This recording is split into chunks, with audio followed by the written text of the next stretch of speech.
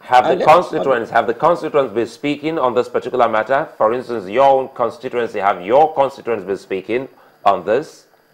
I come from the Northeast, I come from Adamawa State, and certainly they have to be interested in what is happening in the National Assembly because they send me to National Assembly actually to go and represent them. They would pick interest in it, and I know that my people are suffering in the Northeast. There are a lot of people that poverty is there, a lot of debts and whatever, they are interested. So how does the issue of principal officers affect the plight of those in the Northeast?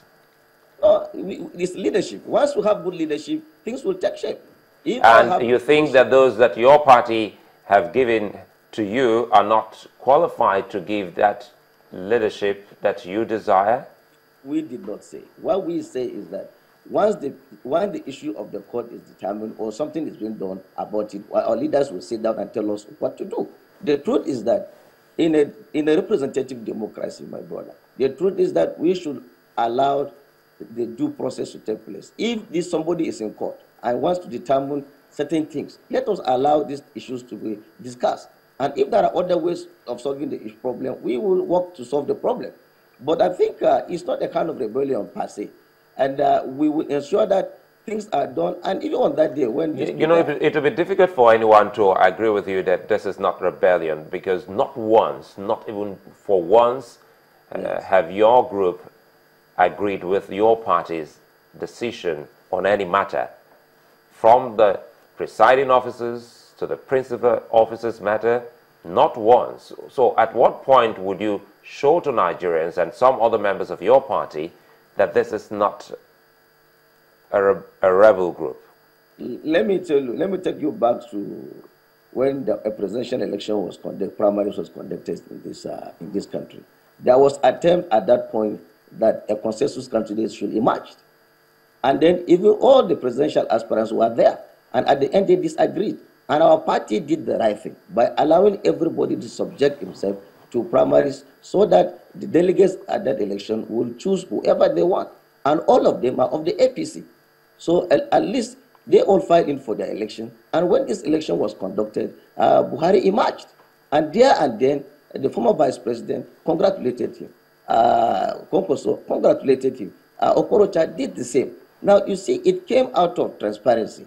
And as young men, we would like to move forward and ensure that, because as of today, because of the transparent manner our party leaders handled the primaries, and that, again, that was why we won the election, even won the presidency. After we won the presidency, today in the tribunal, I can tell you that about 50% of almost all the cases in the court have reduced because people felt like it was transparent.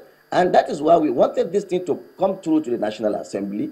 We are all members of the APC, agreed, one of us or two of us, two of our people, our members want to go for the office of the Speaker. Fine. And they are all of the APC. Our leaders have agreed. Please, the Constitution states that we will elect the presiding officer among ourselves. So when you get to the floor, and then we nominate one person, and some other person nominate the second person, it is left to us to choose our leader. And we have decided to choose Honorable Dogara. And in case, let me even tell you, Femi Wajamila congratulated Dogara and agreed to work with him. The president, after the leaders emerged, agreed to work with him. So what we are saying is that there is need for us to sustain the kind of transparency we started right from the beginning. Honorable Namdas, I mean, if several people congratulate him, many will tell you that doesn't change the party's position. But let me then bring this to you. At what point, or does the party have any right whatsoever to say, these are the persons who would like to be principal officers in the House? The party will do that in consultation with the caucuses of the House. That's the truth. So the party does have a right, and they can do that, to say, these are the people we want. They can't make their position because they are the party. In fact, people who are not even of the party have interest in the National Assembly, talk less of our party. But what I'm saying is that the party will also consult with the caucuses in the House of Representatives. But at least if you zone a particular position to the Northeast, it is left to us in the Northeast too to look at who is best suited for the position. And if you feel that what they did is okay, it is all right. So what we are saying is that now, for example, a certain group or a zone has been excluded from the list. And naturally, it will create problem. And once they want to see addressed, what do you do about it? Honorable Namdas, you're saying the party's right is to zone to an area, not to name an individual. Is that what you're saying? No, what I'm saying that they will consult with us, because these leaders will work with us. They will consult with us in the caucuses. And therefore, once that is done, assuming a position is zoned to a particular area, the caucus will be there. Okay, no, they will consult with you, but who has the final decision? The members of the House? Members of the House. But at the moment, the parties, we understand the next meeting will hold on Friday. And speaking about solutions, let's even get your perspective now. What would you consider as the solution to this crisis? I think the Speaker said it aptly on that day that as leaders, people should not forget that out of the 170 million people in this country, about this figure, 360 of us have been privileged to be elected from our constituencies to come and represent them here. And therefore, we work for Nigeria. I think it is very important that we should look forward to seeing how to solve the problem of this country. And we will support any move to see that these things is reconciled, and we will start work, because the President of the Federal Republic of Nigeria, Buhari, what he is saying is that he has a lot of challenges on ground: security problem, poverty, and unemployment problem, fuel problem, and therefore there is need for us to sit down and work for Nigerians and not to be fighting ourselves. Well, the thing about that is that the images you see on the screen on what happened on that day was there were people who were going for the mace. So doesn't that suggest to you that, look, the Speaker's position may not be as safe as maybe your group think it is? Because if you look at the figure, the margin with which he won, some say, look, is negligible. And you know the way politics and interests are fleeting, these things could change. And tomorrow, if they are going for the mace at that time, what makes you think the next move won't be, if they reconvene, to move for his impeachment? But that is why we are saying that if you look at what happened in the Assembly, as if it was a script that was acted upon, because people came in with even placards. That should tell you that they were ready to do certain things that was not fair. And I think that shouldn't have been the case, because as honorable members, at least we should seem to behave honorably. That is why, as a member of the Publicity Committee of the House, first we have to apologize to Nigerians that the behavior of some of our colleagues was not the best. And even if it's an individual who behaved otherwise, we have a duty to at least to apologize to the nation, because so much is expected from us. We are not to come here and start fighting ourselves. I think that is not in the best interest of Nigeria, and in our interest also, because we are leaders in our own right, and then we should do the right thing. There will be a number of options before the party when they eventually hold their meeting.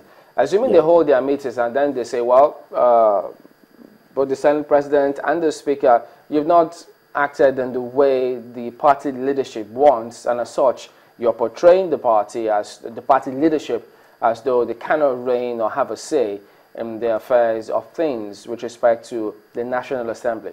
What if they then suggest that, okay, it's either you let these principal officers who the party has chosen assume their positions, or you stand down?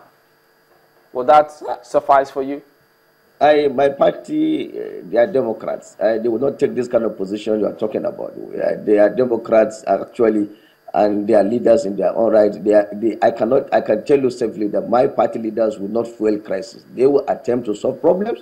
They will ensure that this country move forward. They will ensure that the National Assembly live up to expectation. At least that we have a clear majority, particularly in the House of Representatives. They will not be that as we think, because a lot of them pass through a lot of things.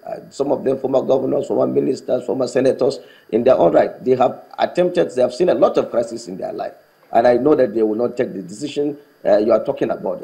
They are not so dictatorial. In our party, they listen to us. Part of the reasons why we are able to come out to say things clearly. They listen to you.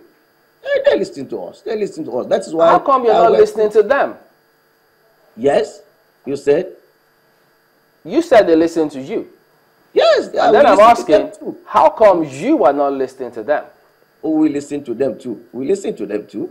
The thing is this: you are looking at the end product. Part of it is to ensure that our party will rule for several years to come. And then we have to make Nigerians believe that the change they are talking about is real change. My brother, let me even tell you, you are aware in this country that when the issue, even when the national leadership was, the presiding officer, both Dogara and this was to be elected, what did the president say? I have no hand. Let me just remove my hand. And this is good for us because he knows that he was going to work with anybody that emerges at the end of the day as the speaker or as the Senate president. He didn't say they should disobey the party, Honorable Namdas. Yes. You said? The president did not imply that they should disobey the party.